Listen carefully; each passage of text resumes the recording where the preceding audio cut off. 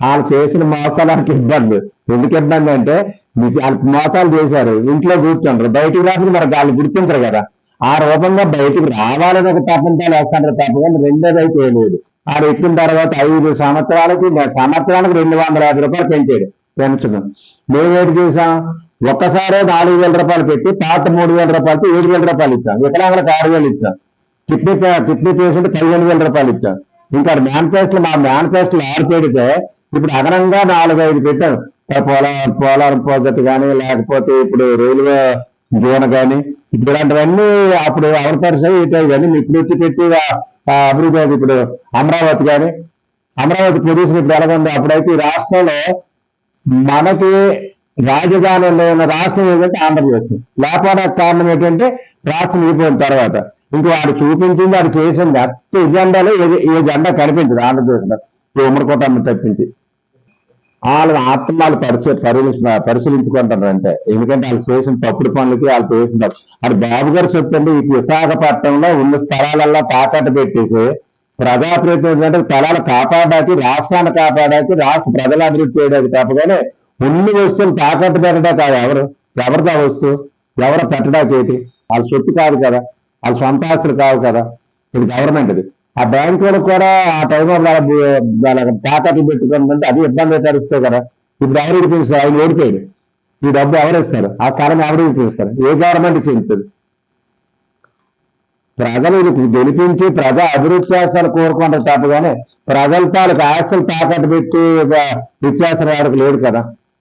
Party అన్న తర్వాత opposition ఉన్న తర్వాత మమ్మల్ని పొగుడుతారు. ఎవరైనా వ్యతిరేకంగా మాట్లాడతారు. ఇప్పుడు మేము అపోజిషన్ ఉండరు, ఈ రాష్ట్రంలో ఇబ్బందులు, స్ట్రైకులు, అరెస్టులు అని చేశారు. వాళ్ళకి వ్యతిరేకంగా చేశారు, వాళ్ళ పొగుడితే మేము వెళ్ళాం కదా. ఇప్పుడు అలాగే మమ్మల్ని కూడా వ్యతిరేకంగా మాట్లాడితే ప్రజాప్రతినిధి ప్రజల్లోకి వచ్చినప్పుడు పోరాటం రావాలి. ప్రజాసేవ చేయడం ప్రజలు అందుబాటులో ఉంది, ప్రజలు మంచి కోరుకొని రావాలి.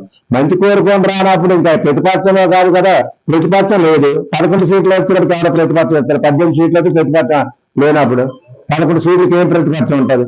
అంటే ఇప్పుడు వాళ్ళు ఏంటంటే వాళ్ళ విలుక వాళ్ళు సాధించుకోవాలి.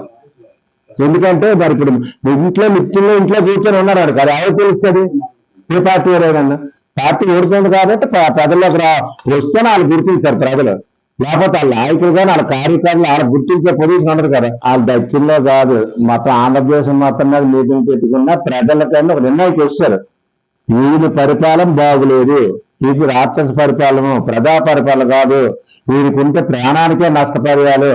ఒక వ్యక్తిని పలేమార్కు చేసి 2 మనుషులు చంపేశారంటే ఇంకా ఆయన ఏం ప్రజాప్రతినిధి? కనీసం పలేమార్కు కూడా లేదా పాపానికి పోలేదు. రాక్షస పరిపాలన కాదు, ఇది ప్రజా పరిపాలన.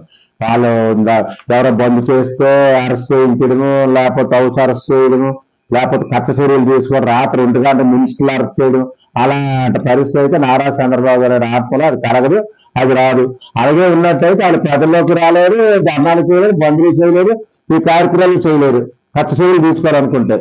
ఆంధ్రప్రదేశ్లో 175 కాన్స్టిట్యూషన్లో కూడా పేదరకము ఉండకూడదు తపంతో పనిచేసి నారా చంద్రబాబు నాయుడు గారు నిర్ణయం తీసుకున్నారు కాబట్టి దానికి 3 పార్టీలు దానికి ఒక నిర్ణయం తీసుకొని ముందుకెళ్తున్నారు కాబట్టి కేంద్ర ప్రభుత్వం మట్టుగా రాష్ట్రాలకు నిధులు మటుకు ఏ అవసరాన్ని ఉన్నా సరే ఆ నిధులు వెంటనే సేకరించేసి అది శంకుస్థాపన చేసి అది స్టార్ట్ చేస్తుంది.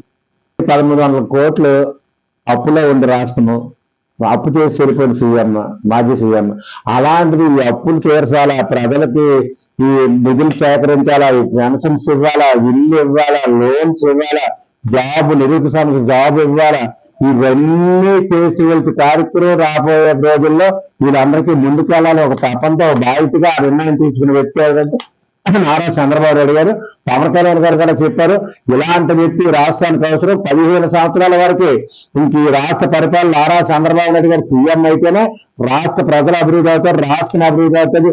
రోడ్లు కానీ ఏ ఒక్క శాఖ ఏ ఒక్క సంబంధించిన సమస్యలు మట్టుగాను ప్రతి ఒక్కటి కూడా అభివృద్ధి అవ్వాలంటే నారా చంద్రబాబు గారు సీఎం గారు ఉండాలా. 15 సంవత్సరాలు అంటే ఎవరు ఎన్ని అనుకున్నా ఏది చేసినా సరే ఇదే వరకు పోకంటే అందరూ కలిసి చేయాలనే ఒక ఉప సీఎం ఒక పార్టీ వాళ్ళు వ్యక్తి ఆ రూపంగా అన్నారంటే ఆయనకి ఎంత అభిమానం ఉందో ప్రజల తాలూకు నిర్ణయాలు, ప్రజల తాలూకు అభిప్రాయాలు, ప్రజల తాలూకు శ్రేయోభిలాషులు ఎంత కోరుకుంటే కానీ జరగదు కదా.